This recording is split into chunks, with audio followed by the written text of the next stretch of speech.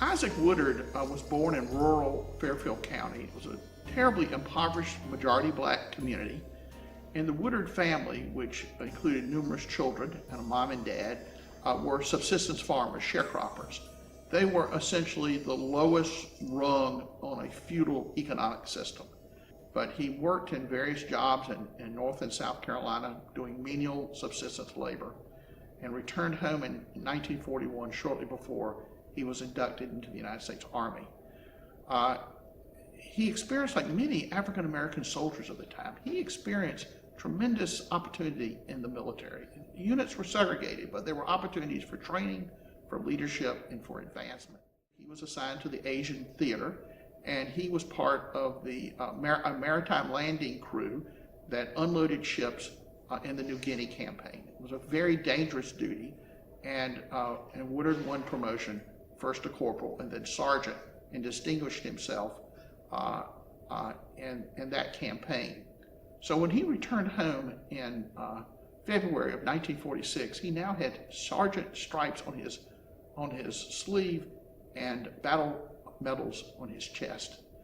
And he, like many African American veterans at this point, were unwilling to acquiesce to the Jim Crow life they had experienced prior to service.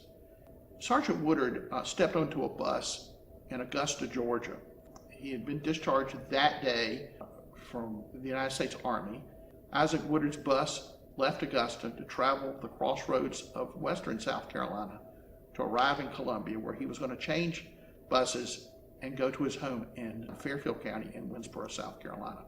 That night, as the bus traveled the back roads of South Carolina to small communities between Augusta and Columbia, the bus would stop at various crossroads to allow passengers to get off and to get home.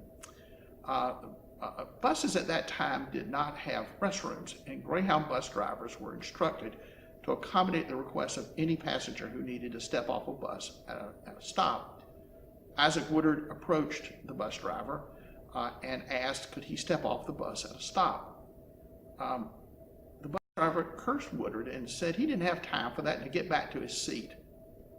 But to the astonishment of the bus driver, Isaac Woodard, who had fought for his country and watched buddies die at his side, was not willing to take that response. He cursed the bus driver back and told him, "Speak to me like I'm a man. I'm a man just like you." The bus driver said, "Go ahead, get off the bus." And he got off the bus, and when he returned without a word, things proceeded to the next town, which was Batesburg, South Carolina. As soon as the bus pulled into town, the bus driver, now apparently no longer concerned with his schedule, departed the bus in search of a local law enforcement officer. And he identified Lynwood Shull, the chief of police of the two-person police force of Batesburg. And when the sergeant was summoned to come speak to the police chief, Woodard attempted to explain to him that he had simply asked to go to the restroom, at which point the police chief pulled out a blackjack and struck him over the head and told him he was under arrest.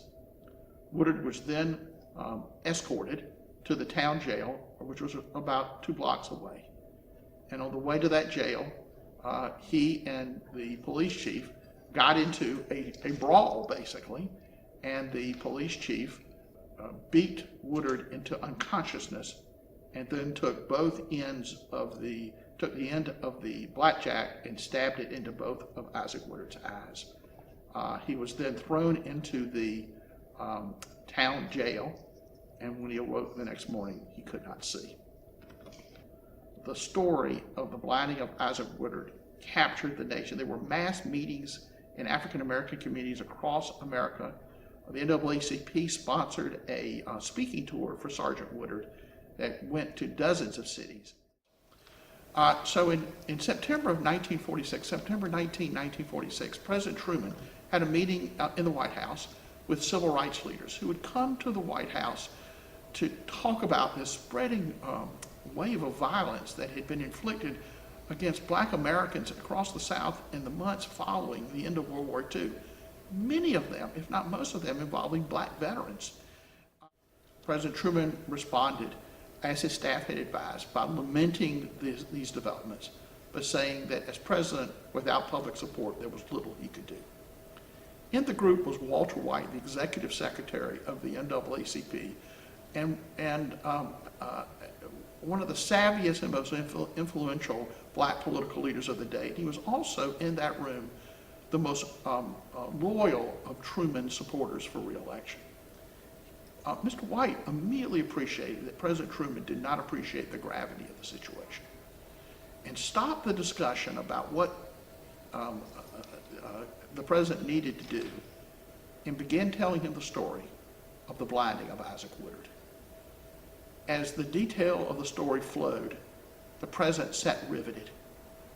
He then became visibly angered when he learned that a uniformed American soldier, battlefield decorated, a sergeant, had been beaten and blinded on the day of his discharge.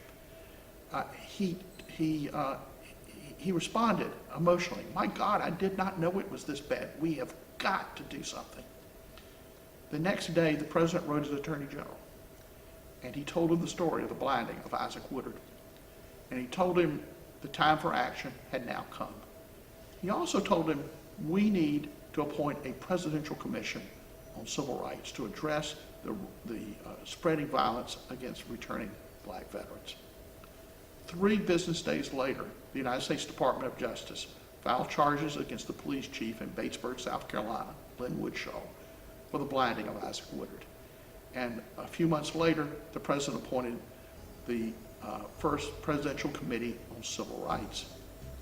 Less than a year later, that committee would issue a groundbreaking report called To Secure These Rights.